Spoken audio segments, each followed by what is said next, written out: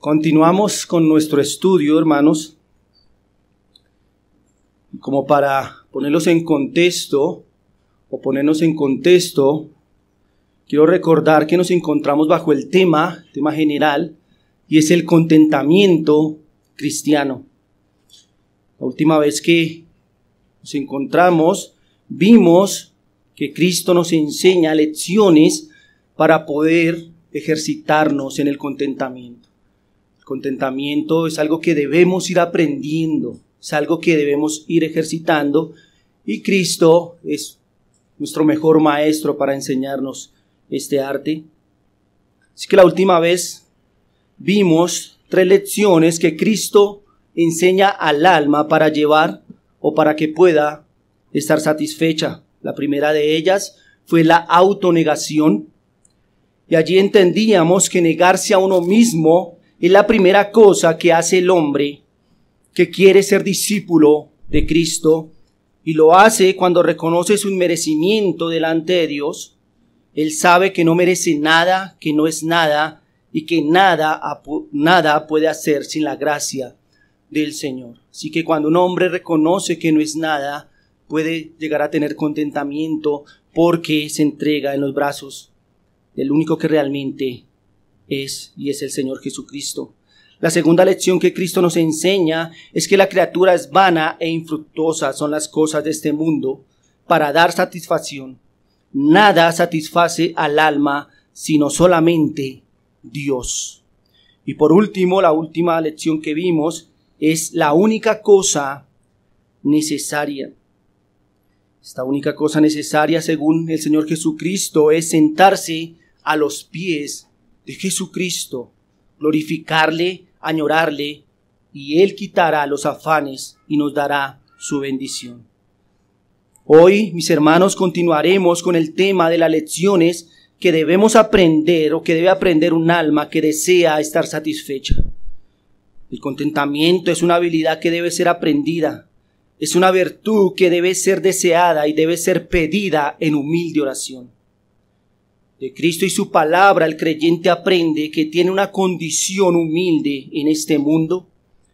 Es comparado con un peregrino y soldado, quien se percibe a sí mismo en esta condición humilde, no espera grandes cosas y entonces no sufre cuando vienen las pérdidas y la escasez, ya que se espera que vengan por su condición. Entonces, no se lamenta, sino que espera y tiene esperanza en su Señor. Por otra parte, el alma llena de gracia es enseñada por Cristo a examinar su propio corazón. Un discípulo genuino toma tiempo en conocerse y en reconocer los pecados que hay aún dentro de su corazón. Así que hoy, mis hermanos, vamos a ver 2 lecciones más que Cristo nos enseña para ejercitarnos en el contentamiento. La primera de ellas es que Cristo le enseña al creyente cuál es su verdadera condición en este mundo. ¿Cuál es su verdadera condición en este mundo? Lo segundo que vamos a mirar, la segunda lección, es que Cristo enseña al creyente a conocer su propio corazón.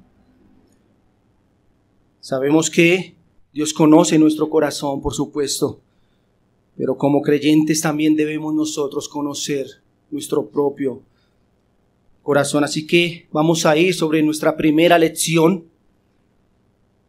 y es que Cristo enseña al alma la verdadera condición que tiene en este mundo. Mateo capítulo 6, versículo 19 al 21 nos dice. Mateo capítulo 6, verso 19 al 21. No os hagáis tesoros en la tierra, donde la polilla y el orín corrompen, y donde ladrones minan y hurtan, sino haceos tesoros en el cielo, donde ni la polilla ni el orín corrompen, y donde ladrones no minan ni hurtan. Porque donde está vuestro tesoro, allí estará también vuestro corazón. El Señor, hermanos, enseña en dónde los creyentes deben poner sus ojos y dónde deben hacer su tesoro. A diferencia de los impíos, los hijos de Dios no están interesados en hacer tesoros en este mundo, ya que ellos saben que no pertenecen a este mundo, sino que son peregrinos que van marchando hacia su verdadero hogar.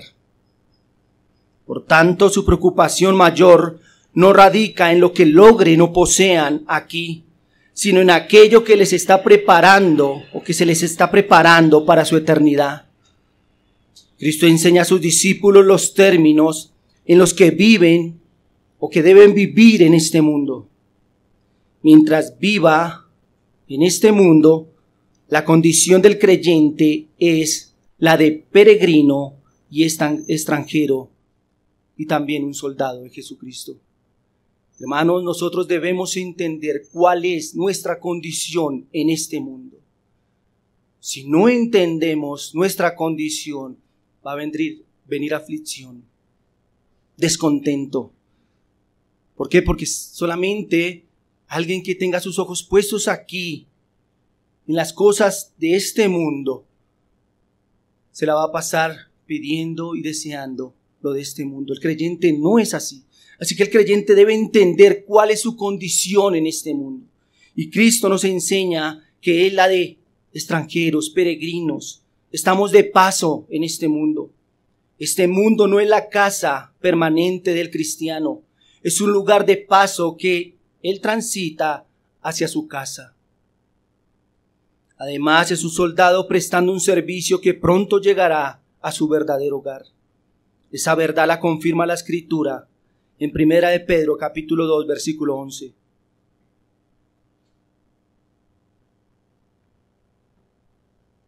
Amados, yo ruego como a extranjeros y peregrinos que os abstengáis de los deseos carnales que batallan contra el alma. Hebreos capítulo 11, versículo 13 y 16 dicen: conforme a la fe, murieron todos estos sin haber recibido lo prometido, sino mirándolo de lejos y creyéndolo y saludándolo y confesando que eran extranjeros y peregrinos sobre la tierra. Pero anhelaban una mejor, esto es celestial, por lo cual Dios no se avergüenza de llamarse Dios de ellos, porque les ha preparado una ciudad. Mis hermanos, la Escritura claramente nos dice que nosotros somos extranjeros y peregrinos. No estamos en este mundo para quedarnos en este mundo. ¿Por qué entonces viene tanto descontento por las cosas de aquí? Porque el creyente no entiende esto. Y como creyentes debemos entenderlo. Nuestra ciudadanía no es de aquí, se halla en los cielos. Filipenses capítulo 3, versículo 20 nos dice: mas nuestra ciudadanía está, ¿en dónde, hermanos? En los cielos, de donde también esperamos al Salvador, al Señor Jesucristo. Nuestra ciudadanía, nuestra finalidad está ¿en dónde? En los cielos. Así que el cristiano, hermanos, es como un viajero. Pero piense en lo siguiente, hermano. Quiero ilustrar este punto que estoy diciendo. Cuando podemos o tenemos la oportunidad de salir a viajar, vamos a un lugar que no es nuestra casa, no es nuestra cama, no estamos acostumbrados a esa comida, pero vamos a ese lugar y tal vez no tenemos las mejores comodidades que quizás tenemos en la casa. Nos tocará dormir en una cama, en el piso, no sé dónde nos tocará dormir. Pero ¿cómo nos esperanzamos nosotros? Ay, allá está mi casa. Algún día, no muy lejano, voy a estar allí en mi casa. Tal vez no tenga las comodidades que deseo aquí, pero en mi casa sí las voy a tener. Hermanos, así es el creyente. El creyente entiende que esta no es su casa, que aunque pase aflicciones, que aunque pase necesidades, un lugar eterno le espera.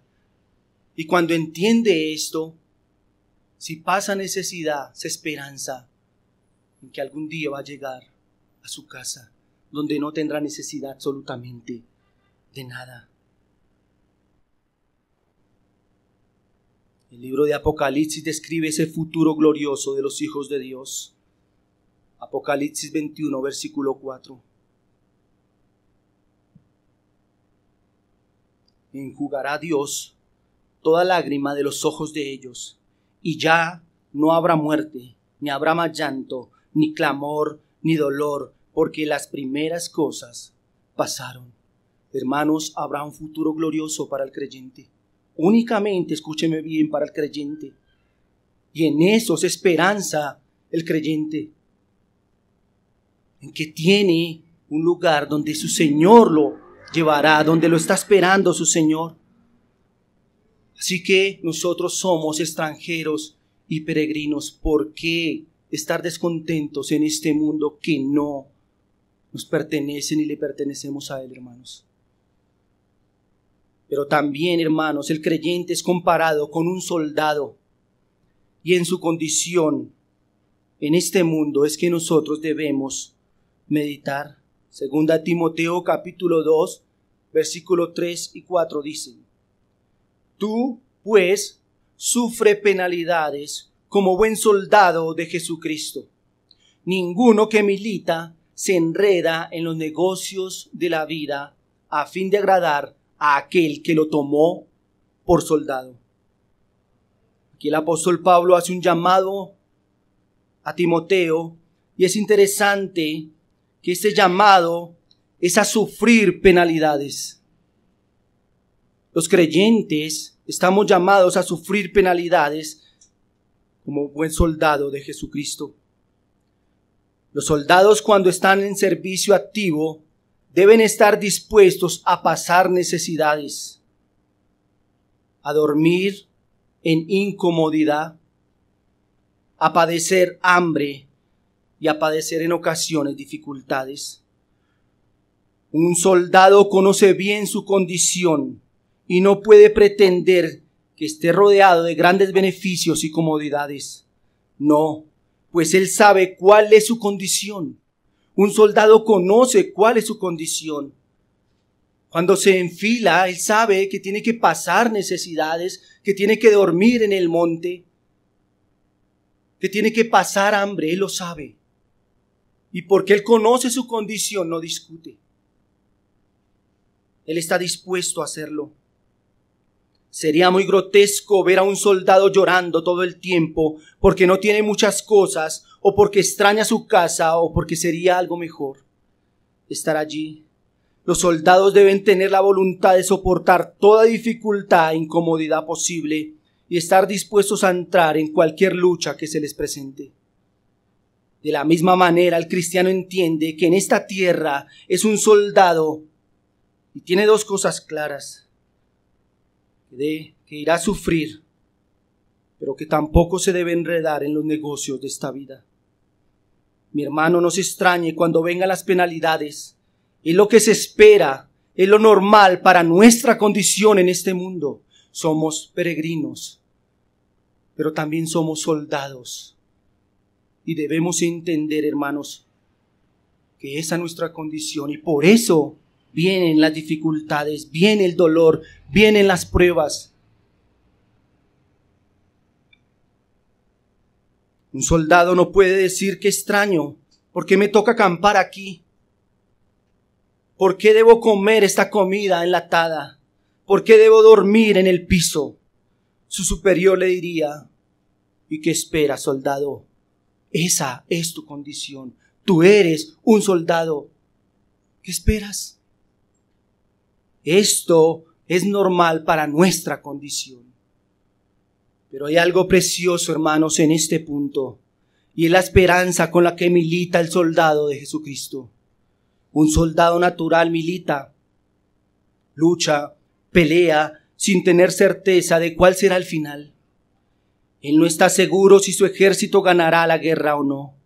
Pero el soldado de Cristo lucha, pelea, con la seguridad de que es su lucha, o que en su lucha ya es un vencedor. Él no pelea en incertidumbre. Él sabe que con Cristo es más que vencedor, y su victoria está asegurada. Él reinará con su Señor. Hermanos, somos soldados. Tenemos que sufrir penalidades, pero tenemos una esperanza, y es que Él ya venció por nosotros. Cuánto consuelo, cuánto contentamiento debe traer a nuestra alma esto. Estamos militando, sí, pero tenemos una esperanza en nuestro Señor.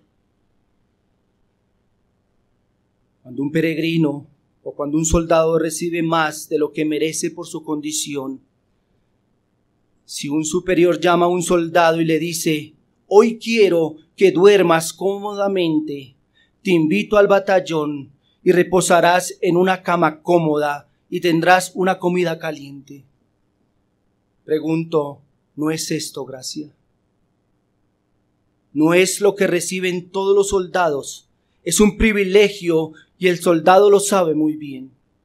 El creyente que por gracia del Señor y en su providencia es dotado de beneficios, sabe que no los merece, que son por gracia y los pone al servicio del Señor. Si el Señor le place que nosotros tengamos comodidades en este mundo, no es porque lo merezcamos, no es porque seamos mejores, es solamente por gracia, es solamente porque Él lo quiere así. Pero hermanos, Él le da al que quiere. Y si nuestra condición es de dificultad, de enfermedad, hermanos, no importa, tendremos un futuro glorioso. En eso se contenta el creyente. Somos soldados, peregrinos, pero algún día estaremos con nuestro Señor. Así que, hermanos, una correcta comprensión del hecho de que Dios nos ha puesto en tal condición como extranjeros y soldados es lo que nos hará estar contentos, especialmente cuando estamos seguros de que en poco tiempo obtendremos la victoria absoluta y triunfarán con Jesucristo. Pronto estaremos en nuestro eterno hogar disfrutando de bendiciones inimaginables. Entonces se acabarán todas sus penas y sus lágrimas serán enjugadas de sus ojos. En eso, hermano, esperáncese, en eso gócese, porque esto es una realidad para los creyentes. Déjeme pasar entonces a una segunda enseñanza. La segunda lección que Cristo nos enseña. Digo una segunda en este día, veíamos 3, si usted va tomando apuntes sería la quinta. Cristo enseña al creyente a conocer su propio corazón. Todos los creyentes deben escudriñarse a sí mismos para descubrir cuáles son los deseos más profundos de su corazón. Con esto comprenderán que no son las situaciones las que les traen infelicidad, sino que es la condición de sus propios corazones las que les traen infelicidad. El creyente hace de su corazón su tema de estudio. Él sabe cuáles son sus pecados más amados, sus debilidades, sus fortalezas. Un cristiano debe leer su corazón e interpretarlo como a un libro. Cuando un cristiano conoce su corazón, reconoce que las tribulaciones son el cincel con el que Dios le da forma y en vez de quejarse agradece. Él sabe que de no ser por ese mal, por esa pérdida, por esa enfermedad, por esa escasez, él se hubiera envanecido y se hubiese alejado de Dios. Proverbios capítulo 27, versículo 19 nos dice: como en el agua el rostro corresponde al rostro, así el corazón del hombre al del hombre. Este versículo dice algo como esto: como en el agua un rostro se parece a otro, así el corazón del hombre se parece al del otro. Esto quiere decir que así como los hombres somos parecidos físicamente los unos a los otros, tenemos brazos, tenemos piernas, tenemos cabeza, somos también similares en el corazón. Tenemos las mismas facultades y pasiones, aunque es verdad que algunos hombres son una miserable deshonra de la naturaleza humana, porque se han dedicado a darle rienda suelta a su depravación, a cultivar las semillas del pecado que nos es común a todos. El creyente que se toma en serio el conocimiento de su corazón no se jacta, pues él sabe que no es más que un hombre como su prójimo.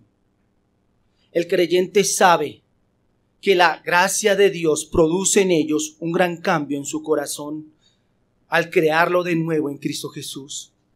Pero los santos no se jactan de ello, porque recuerdan muy bien su antiguo corazón y quién les ha hecho diferente de los demás. A un corazón, con su nuevo corazón, aún con un nuevo corazón, los creyentes siguen sintiendo el peso del pecado en sus vidas. Así que, hermanos, en este punto quiero que miremos 3 beneficios que traen al alma o al creyente conocer su propio corazón y que nos ayudarán a tener o a ejercitarnos en el contentamiento.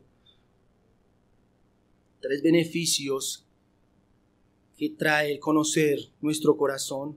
El primero de ellos, mis hermanos, es que al conocer nuestro corazón podremos encontrar la raíz del descontento. Podremos encontrar la raíz del descontento. La persona que conoce su corazón sabe que en la mayoría de los casos la falta de felicidad viene por causa de alguna corrupción o pecado del corazón. A la pregunta, ¿por qué está afligido o triste? ¿Alguna vez usted le ha preguntado a un hermano, hermano, ¿qué le pasa? Y ese hermano le dice, tengo ni idea, hermano, ¿qué me pasa? Ni idea. Hermanos, esto es porque no conocemos nuestro corazón. Un creyente debería entender qué es lo que le pasa. El creyente maduro no responde con un no sé qué me pasa, sino que él busca dentro de su propio ser cuál es la causa de su insatisfacción y puede responder, yo estoy descontento por causa de mi falta de confianza en Dios o mi falta de contentamiento, por mi codicia, por mi orgullo. ¿Cuánto nos cuesta decir esto? ¿Cuánto nos cuesta darnos cuenta que el descontento viene por estas cosas, hermano? El Señor nos ha dotado de bendiciones inmensas, pero cuando nos quita algo así de pequeñito, estamos totalmente descontentos. Eso es pecado.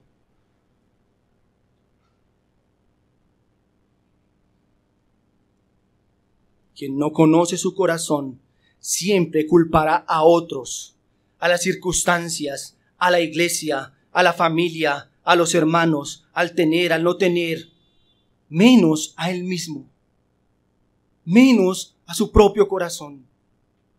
Un corazón que no conoce sus debilidades es como un enfermo que no conoce sus dolencias y se niega a tomar la medicina adecuada para su enfermedad. Quien sufre de migrañas no puede tomar medicina para el estómago porque su mal nunca será tratado y se quedará sin cura. Escuchen las palabras de alguien que conoce o que conocía bien su corazón. Romanos capítulo 7, versículo 18 y 19. Romanos capítulo 7, verso 18 y 19.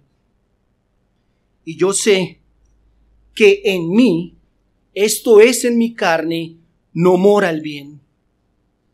Porque el querer el bien está en mí, pero no el hacerlo. Porque no hago el bien que quiero, sino el mal que no quiero, eso hago. Pablo conocía su corazón y él decía, yo sé que en mí, yo lo sé muy bien. Él no culpaba a los demás por su pecado. Yo sé que aquí en mi corazón hay maldad. Pablo reconoce que aunque es un creyente, los restos del pecado siguen activos en él y procurando ganar terreno para llevarlo a cometer actos pecaminosos. La falta de contentamiento es un acto pecaminoso que si no es refrenado producirá otros pecados más dominantes y escandalosos. Si un hombre creyente se enfrenta a una crisis económica muy fuerte, su trabajo ha mermado y no recibe las mismas ganancias de antes, esto lo lleva a permanecer triste y quejumbroso. Él no examina su corazón, sino que livianamente dice, Si mi trabajo fuera el mismo de antes, yo estaría tranquilo. Esta tristeza y queja lo lleva a desconfianza, rebeldía y murmuración. Después busca aliviar sus carencias con ganancias deshonestas, con hurto. ¿Por qué razón, hermanos? Porque no examina su corazón y entiende que su descontento no es por lo exterior, no es porque le quitaron el trabajo, no es porque perdió esto o aquello, es porque hay pecado dentro de su corazón.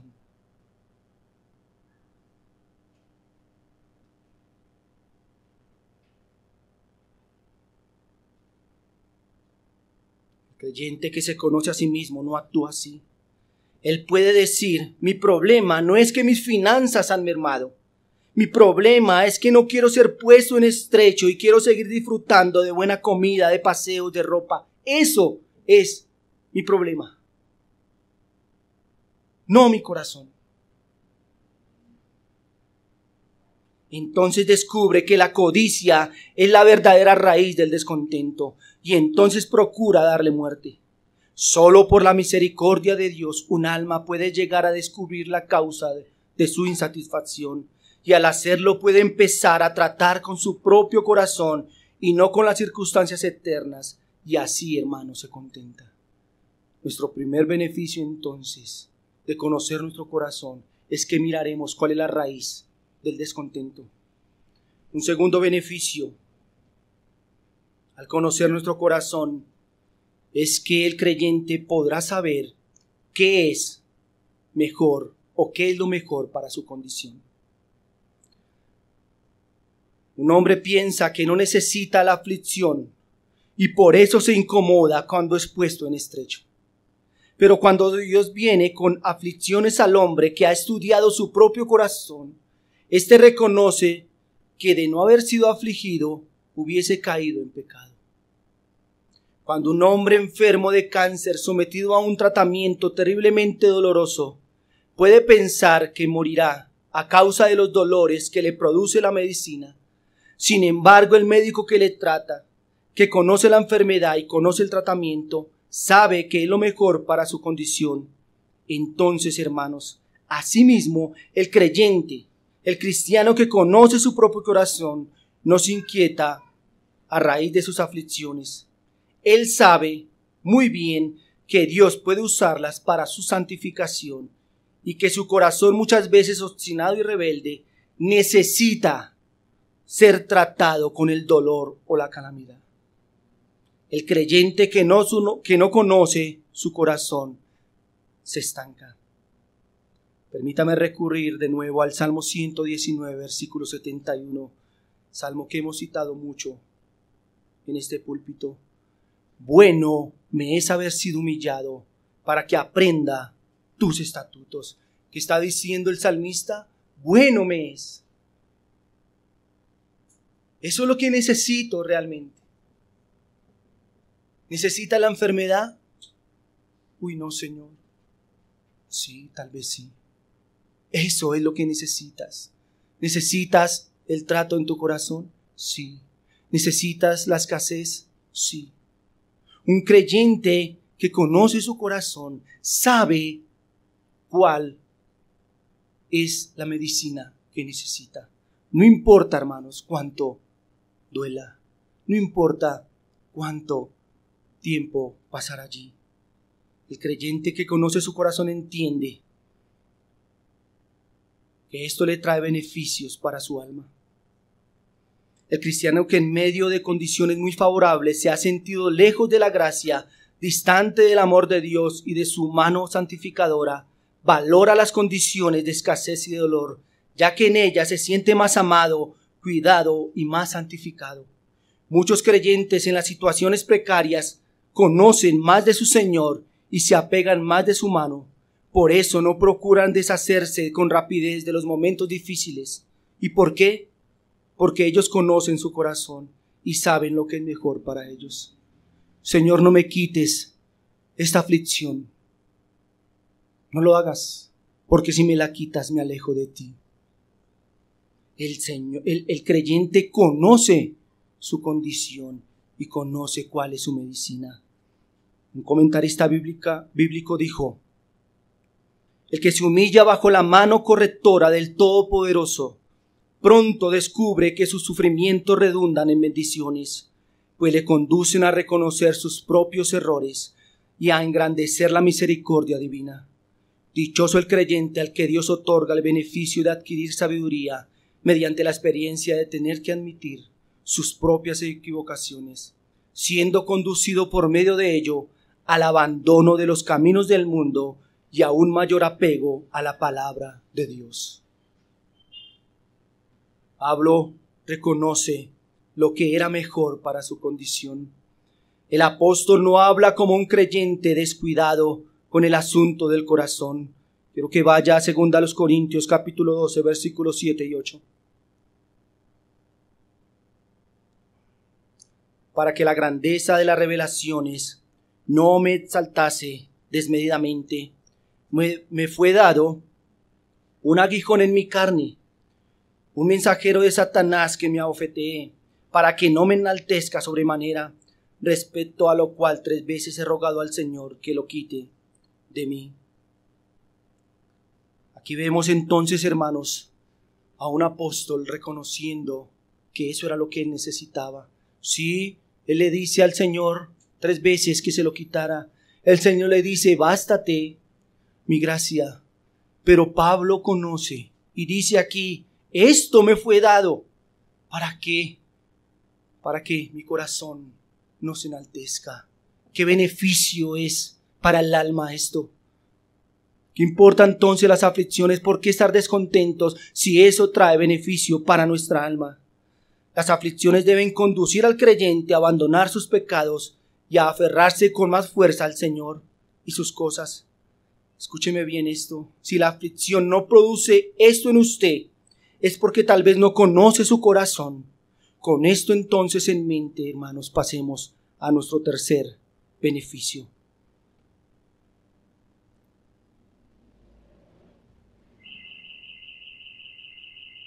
Conocer el corazón, entonces, hermanos, le muestra al creyente lo que es capaz de manejar.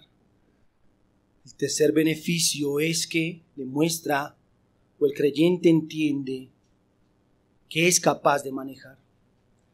Muchas veces el descontento llega al creyente cuando éste pierde algunos beneficios o cuando espera con expectativa y confianza en Dios recibir algunas bendiciones y le son negadas. Ahora, preguntémonos, ¿por qué se aflige el cristiano cuando pierde o cuando no recibe lo que espera? Muchas veces lo hace porque no conoce su corazón y porque no comprende la sabiduría de Dios. Pero el creyente que ha aprendido a conocerse a sí mismo tiene claro 2 asuntos. El primero es su incapacidad.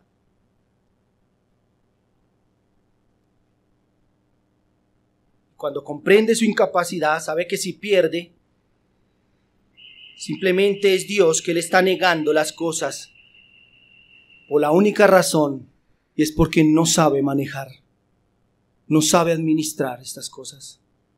En segundo lugar, entiende que Dios es un Dios sabio y no le dará a sus hijos nada que a la larga les hará un mal.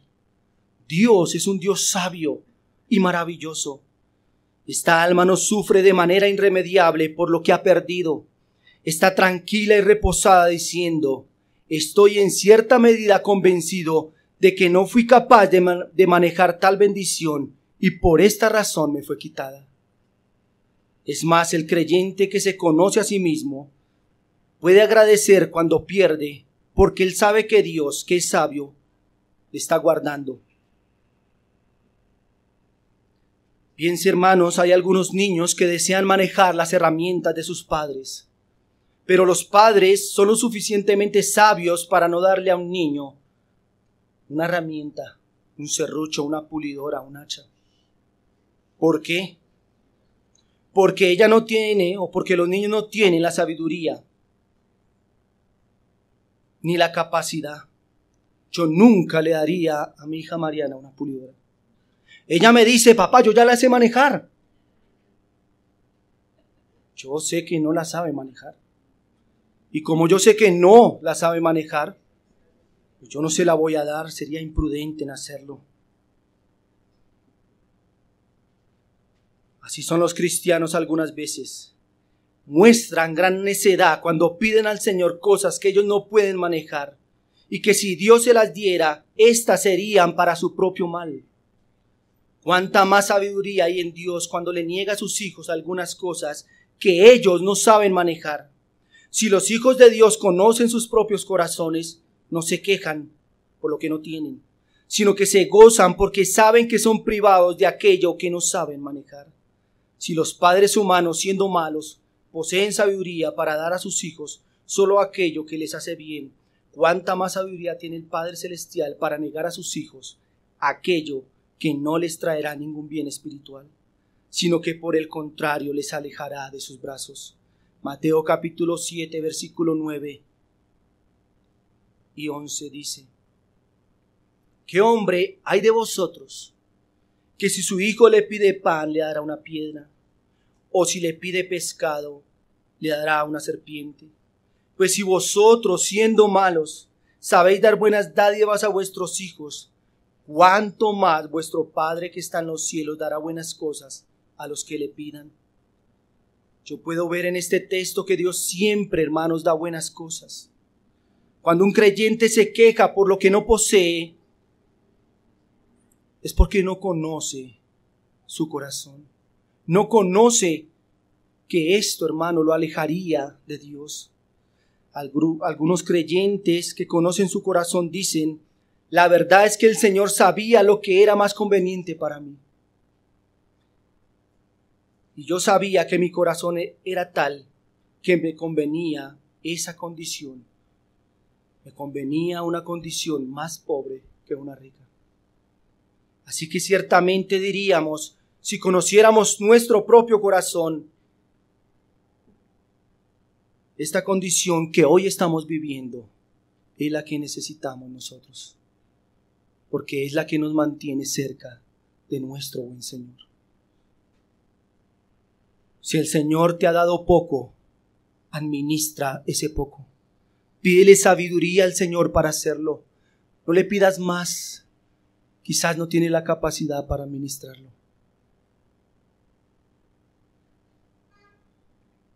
No suspires por aquello que Él no te ha dado. Él es sabio y supremo, y Él sabe lo que te conviene. La oración de quien conoce su corazón será como la del proverbista en Proverbios capítulo 30, versículo 7.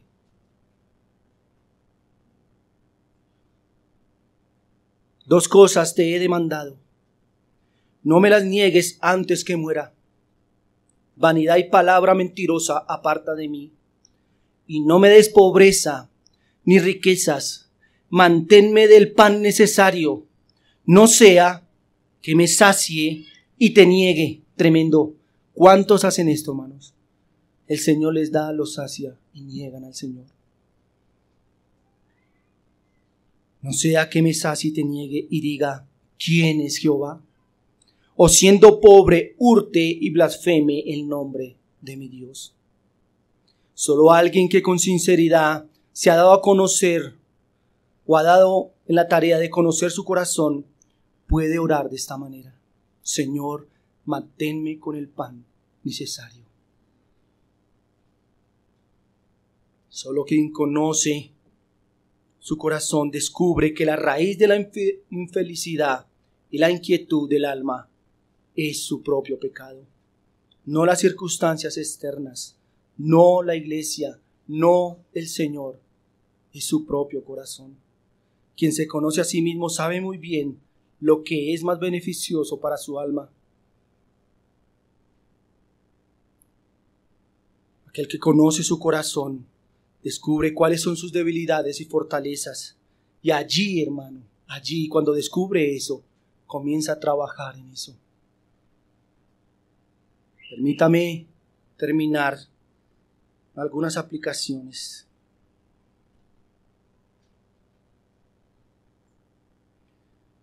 Cuando el hombre comprende, o cuando nosotros, hermanos, comprendemos cuál es nuestra condición en esta tierra, que somos forasteros y peregrinos, podemos hacer la declaración similar a la que hizo el salmista David en el Salmo 119, versículo 19. Forastero soy yo en la tierra, no encubras de mí tus mandamientos. Este fue el argumento que apartó a David de las cosas de este mundo y lo puso sobre cosas más sublimes. Soy un extranjero en la tierra. Es como si dijera: Señor, déjame poseer el conocimiento de tus mandamientos y eso será para mí suficiente. En cuanto a las cosas de esta tierra, me interesan muy poco. Si tengo mucho, si estoy en escasez, esto me es indiferente. Pero en cuanto a tus mandamientos, no los ocultes de mis ojos. ¿Cuánto nosotros nos estamos interesando por los mandamientos del Señor? ¿Cuánto tiempo estamos buscando al Señor? ¿Estamos buscando las cosas de aquí? Las cosas que son perecederas. El Señor dijo: ponga sus ojos en el cielo, hagan tesoros en el cielo. ¿Lo estamos haciendo, hermanos? ¿Estamos escudriñando la palabra? La palabra del Señor es la que nos llevará a nuestra eternidad. Es el mapa que tenemos que seguir para llegar a la patria celestial. ¿Cuánto afán debería haber en nosotros? No por las cosas de este mundo, que Dios sabe que las necesitamos y de hecho nos las da sin que se las pidamos. ¿Cuánto afán habrá por su palabra? Este mundo, debemos entender, es el hogar del impío, pero el creyente es como un exiliado, como un refugiado que necesita la palabra, porque esta es su única guía para llegar a su verdadero hogar.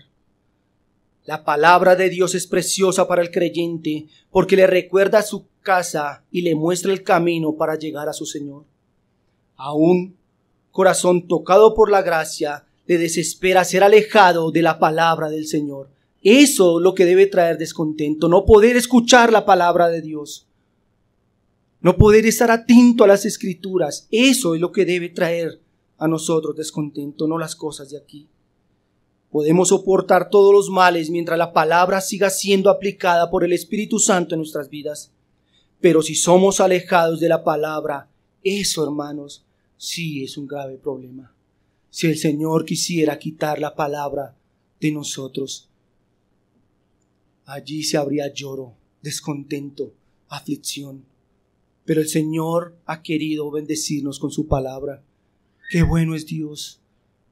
¿Qué más podremos pedir si el Señor nos da todo lo que nosotros necesitamos? Segundo lugar, hermanos, quien conoce su corazón, hermanos, sabe qué pecados debe mortificar. Hermanos, el pecado es como una zarigüeya. ¿Conocen la zarigüeya? Ese animal aparenta estar muerto. Ese animal le pueden pegar duro y él aparenta estar muerto. ¿Para qué lo hace? Para que lo dejen tranquilo. Para que se piense que ya no hay que golpearlo más.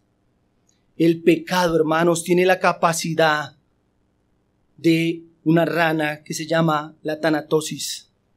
Esta rana aparenta estar muerta, hasta saca la lengua y todo, blanquea los ojos y hasta expide un olor putrefacto.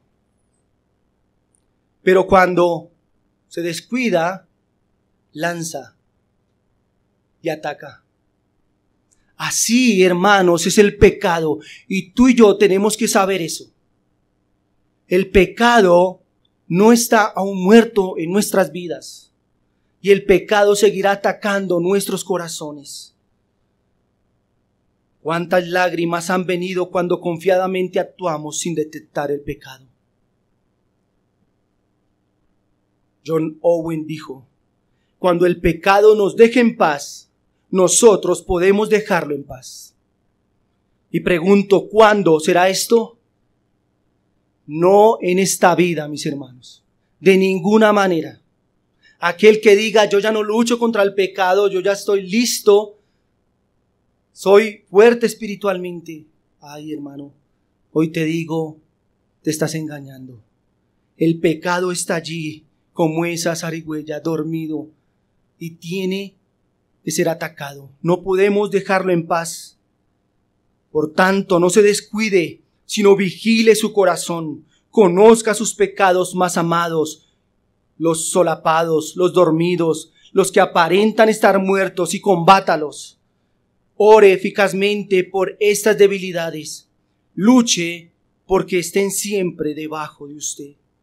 Cuando vea que alguno de ellos reverdece, córtelo de nuevo, ya que, como le dije antes, no conocerse a sí mismo le llevará a buscar culpables fuera de usted mismo y de su corazón.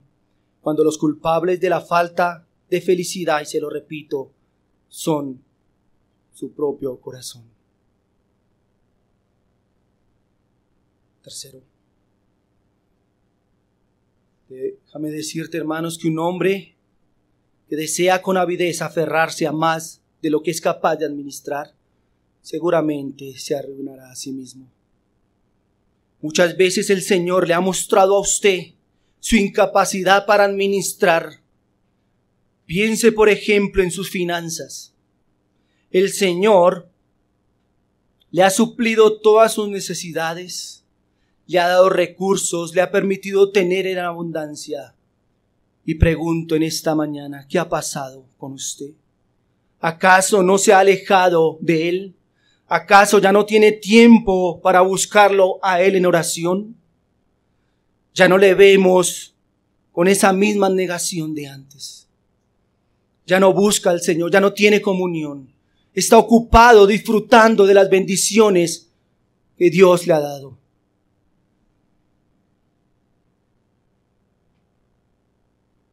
El Señor te ha mostrado que hay cosas que no puedes administrar, que cuando las has tenido ha sido en detrimento de tu alma.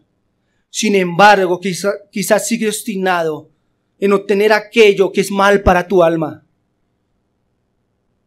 Y déjame decirte, hermano, mi oración es que ojalá el Señor no conteste esas oraciones necias, dejando que prosperes en este mundo, pero al costo de tu alma.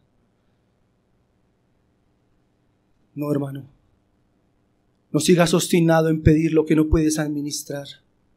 Pídele sabiduría al Señor para administrar lo que tú tienes. Con eso, séle fiel al Señor. Con eso, sírvale al Señor con todo su corazón. Termino con la oración de Proverbios. Y esta debería ser nuestra oración siempre. No me des pobreza ni riqueza, Señor. Manténme del pan necesario, no sea que me sacie y te niegue y diga quién es Jehová, o siendo pobre hurte y blasfeme el nombre de nuestro Dios. Hermanos, que el Señor nos ayude a conocer nuestro corazón, a entender cuál es nuestra condición y que esto traiga contentamiento a nuestras vidas. Oremos.